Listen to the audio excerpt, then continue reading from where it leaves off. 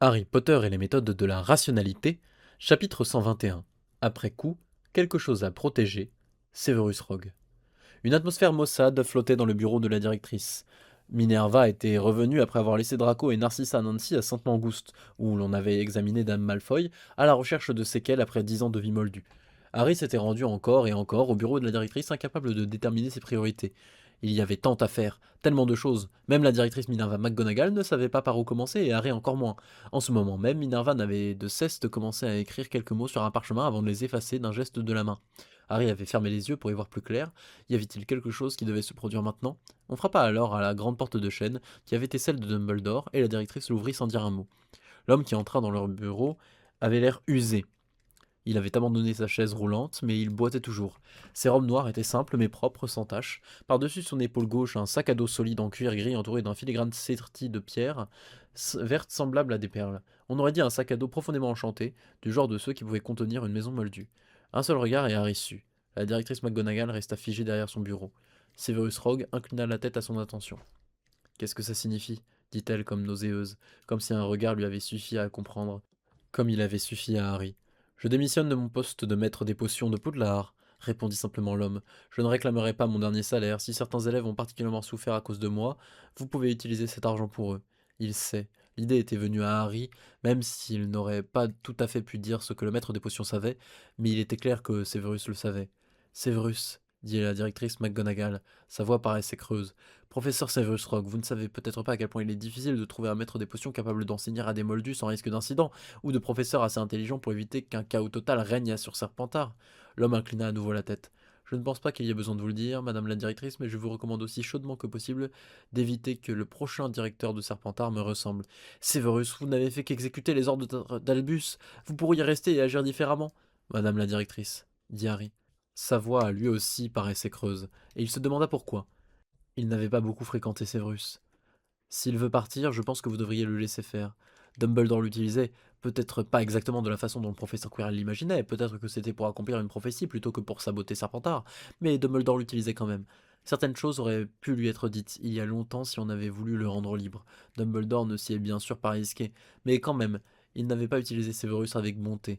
Même son aveuglement et son deuil avaient été utilisés, tout comme son ignorance des conséquences de ses actes en tant que maître des potions. Je suis heureux de vous trouver ici, monsieur Potter, dit Severus. Nous avons des affaires à régler. Harry ne savait pas quoi répondre, alors il se contenta de hocher la tête. Severus semblait avoir du mal à parler. Face à Minerva et Harry, son sac à dos gris sur l'épaule. Il parut enfin trouver les mots qu'il était venu dire. Votre mère, Lily, elle était... Je sais, dit Harry la gorge nouée. Vous n'avez pas à le dire. Lily était une sorcière modèle, monsieur Potter. Je ne veux pas que ce que j'ai pu vous dire ait pu vous laisser entendre le contraire. Severus dit Minerva McGonagall, l'air aussi stupéfié que si ses propres chaussures l'avaient mordu. L'ancien maître des potions continua de regarder Harry. Il y avait plus d'un niveau d'écart entre Lily et moi-même, ne serait-ce qu'à cause de mes tentatives mal avisées d'obtenir des faveurs des sangs purs de ma maison.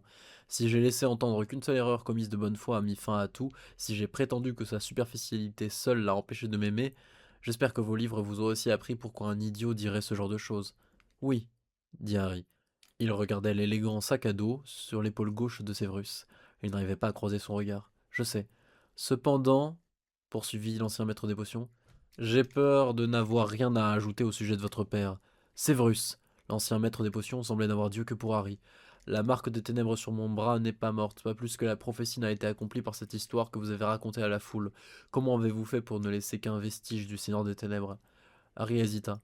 J'ai oublié la plupart de ses souvenirs et je les ai scellés. Je pense que c'est ce qu'un sorcier dirait. Même si le sceau se brise, ce n'est pas lui qui reviendrait. Severus fronça brièvement les sourcils, puis haussa les épaules. Je suppose que c'est acceptable. Professeur Rogue, dit Harry, car il avait aussi cette responsabilité. L'ordre du Phénix vous est redevable pour service rendu. Je suis parfaitement en mesure de vous dédommager autant financièrement que magiquement, juste au cas où vous voudriez commencer votre nouvelle vie riche, ou avec de plus beaux cheveux, n'importe quoi.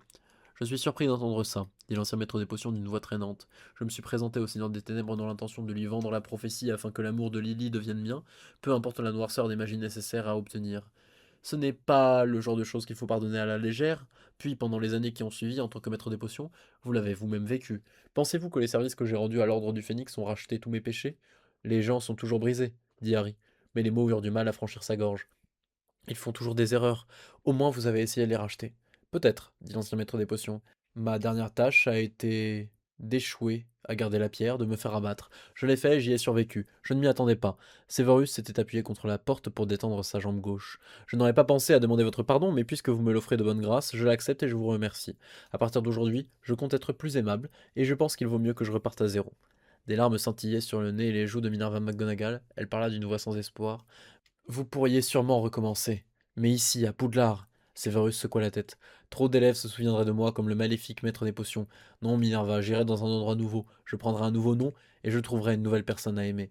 Severus Rogue, dit Harry, parce qu'il fallait qu'il le dise. Toutes vos volontés ont-elles été accomplies? Le tueur de Lily a été vaincu, dit l'homme. Je suis satisfait. J'ai un dernier conseil, dit Harry, si vous le voulez. De quoi s'agit-il? Dit Severus Rogue. Ruminer le passé peut alimenter la dépression. Vous avez mon autorisation inconditionnelle de ne plus jamais penser au passé. Vous ne devriez pas penser ce que vous devez vous sentir coupable envers Lily par égard pour elle. Concentrez-vous sur votre futur et les gens nouveaux que vous rencontrerez. J'étudierai votre sage conseil, dit Severus d'un ton autre. Ah, et essayez de changer de shampoing. Un sourire sec fendit le visage de Severus et Harry pensa avoir vu le véritable sourire de l'homme pour la première fois. Allez au diable, Potter. Harry rit, Severus rit, Minerva sanglotait.